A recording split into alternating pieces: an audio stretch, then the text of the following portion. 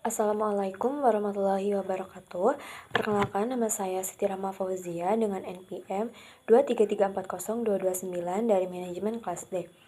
Hari ini saya akan membahas mengenai salah satu isu krusial dalam bidang health and safety environment, yaitu seringnya terjadi kebakaran di kilang minyak milik PT Pertamina dalam 4 tahun terakhir.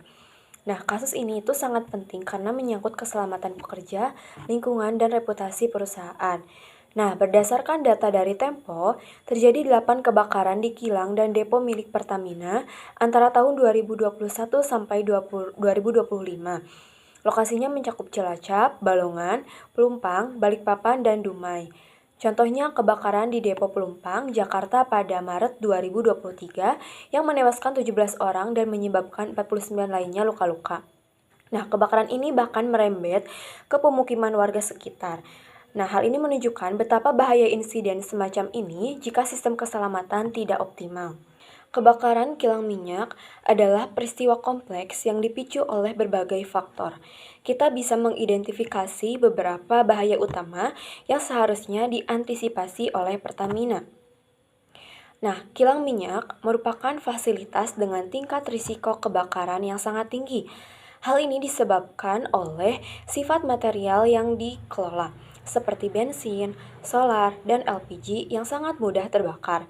Nah, proses pengolahan minyak pun melibatkan suhu dan tekanan tinggi, sehingga kebocoran kecil saja dapat memicu ledakan.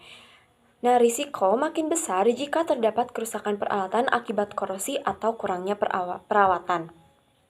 Selain itu, kelalaian manusia seperti pelanggaran prosedur kerja aman juga menjadi faktor penyebab. Tak hanya itu, bencana alam seperti petir atau gempa dapat merusak instalasi. Sementara gangguan sistem kelistrikan seperti korsleting bisa menjadi sumber api. Nah, meskipun jarang, ancaman sabotase tetap perlu diantisipasi karena kilang termasuk objek vital nasional. Untuk meminimalkan risiko kebakaran di kilang minyak, diperlukan penerapan prinsip hierarki pengendalian bahaya. Nah, langkah eliminasi atau substitusi dapat dilakukan dengan mengganti peralatan usang menggunakan teknologi otomatis yang tahan ledakan. Nah, dari sisi rekayasa teknis, penerapan engineering control seperti pemasangan detektor gas, sistem pemadam kebakaran otomatis, dan sensor suhu sangat penting untuk deteksi dini. Secara administrasi, perusahaan perlu rutin melakukan latihan evakuasi, audit keselamatan, dan memperbaharui prosedur operasional pemeliharaan. Terakhir, penggunaan alat pelindung diri seperti helm tahan panas, baju tahan api, dan sepatu safety wajib diterapkan untuk melindungi pekerja di lapangan. Nah, untuk menjamin keselamatan kerja, kilang minyak menerapkan sistem manajemen keselamatan dan kesehatan kerja sesuai dengan Permenaker.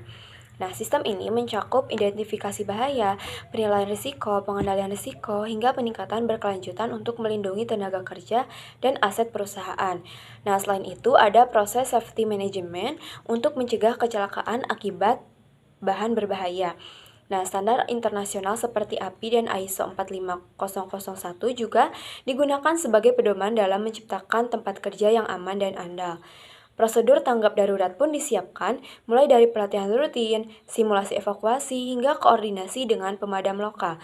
Audit HSE dilakukan berkala dan risiko lingkungan dikendalikan lewat sistem limbah dan pemantauan kualitas udara serta air. Nah, demikian pemaparan saya mengenai isu kebakaran di kilang minyak Pertamina dan pentingnya penerapan keselamatan kerja yang menyeluruh.